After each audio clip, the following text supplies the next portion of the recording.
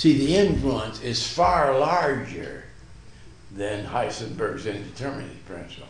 But a lot of scientific quackery has emerged from that. Darwin, apparently. all kinds of things. This is the case. So who doesn't know the movement in the history and logic of science is doomed to, because when you're born and you take science, what are they taught in high school, grade school, or what? Well, they're certainly not taught the biblical doctrine of creation. Not normally. And they're still fighting over teaching evolution in schools. They're trying to take it to the Supreme Court. So how does the Supreme Court know? I say the Christian and honest way present both cases and the case for the cases. Right. That I try to be as honest as anybody and fair as anybody. But see, they don't want what? You already know. Yeah, they don't want both sides. They don't want both sides. They want the assured results of one side. I say, I want to be fair, both sides. Is that a better, more positive view, I think, than most people in education have? Unless you don't have confidence that you can win in the battle. All arena of you ideas. have to do is you cannot believe you'll survive. Right. Or that you've already won. Right. And so what's the point of wasting time? That is the point of the controversy. I don't think you've already won. Right. But they've won over against me. Right. They've got their funding, they've got their tenure, so They get all these things. What more can you have? What are you talking about? the Vikings may be finally winning a Super Bowl. And that would take cosmic intervention. Yeah, I think so. God, I believe in God over the Vikings. No. Here we talked about Einstein, Heisenberg, and this we get to Gödel's theorem. Oh, it was all these things are math. Up to that point, correct, no Right. good. But up to that point, you see, Gödel refuted the great Russell and Whitehead's Principia. Right. Now, these men were mathematicians. They were doing mathematical logic Right. over against Aristotelian two-valued logic. Right. Whitehead And math. yeah. Math. And Gödel's theorem demonstrated the inability to create an autonomous mathematics. So the autonomy of the scientific method is called in question. Now the autonomy of a mathematical model had been called in question. So what God had been dismissed some time ago, so that can't be brought in at this time. So if the scientific method is not autonomous, it must be socially constructed. If mathematics is not autonomous in number theory, it must be socially constructed. And empiricism, rationalism again. Who has ever seen a negative integer? Now I think I have, but who's ever seen zero? Well, you can't do microscopic physics without negative integers. Right, but yet you don't normally see them flying through the air or I don't know floating in the anybody. bathtub. I don't know anybody that has. Right. But you need the development of negative integers to deal not with the macro world, with the micro world. Right. Well, how do you empirically know this is a micro world? I Because- don't even know about the macro world. I see a lot of stuff, Right. but I don't move from that to the universe. Sure.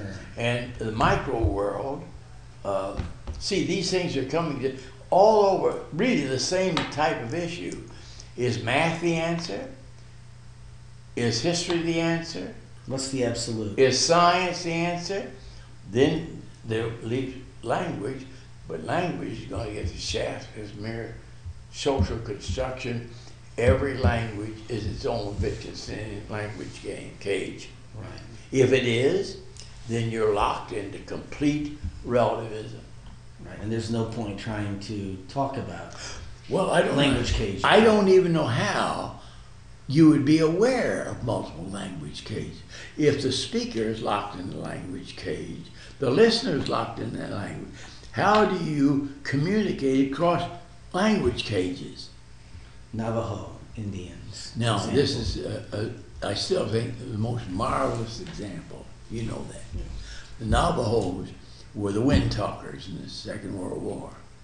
That was the only language the Japanese couldn't decipher because it's the most complex and it generally is not written. Right. And they learned English, the Navajo Wind Talkers, in the mission field, Catholic mission field. Okay. So it was possible to go from Navajo to English because somebody had to do both to teach them the other one. So that's proof that you can cross linguistic structures in itself, or you couldn't even have done this. Right. And then it was so important. You know this, it's not just a story, I think it's a magnificent example. And it's, the Japanese could not decipher the code, and they deciphered every code but the Navajo Indian code. And they had up to 6 Marines talking walls.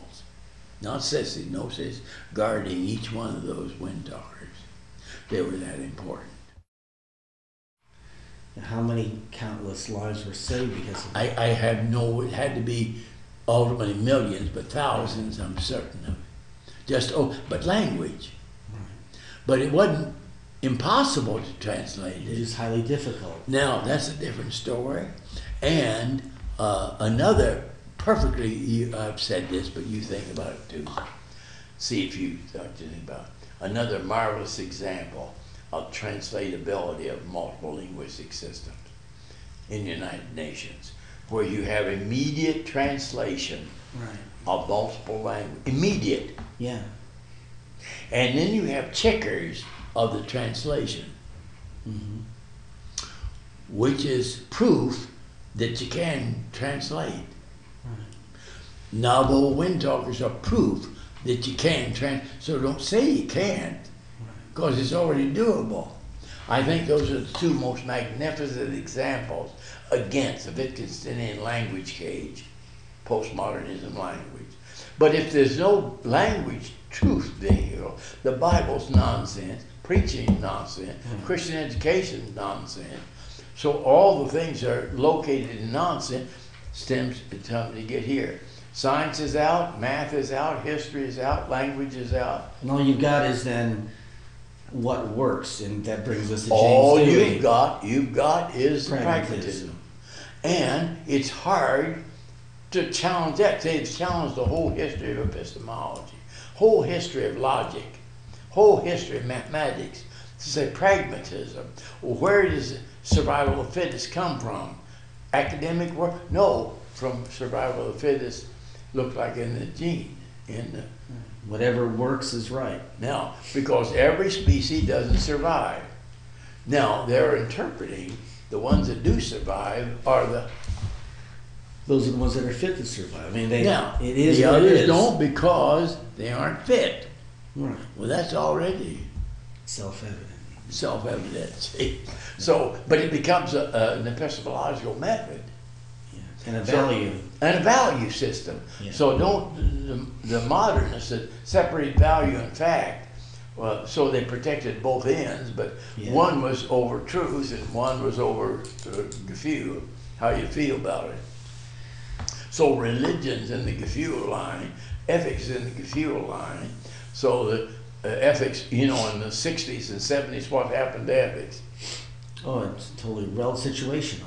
Now, situational ethics, lifeboat ethics, it comes from right there. Right, and thus we have cultural anthropological relativism of Mead, Benedict. Now, Mead and Benedict, those women, you know those.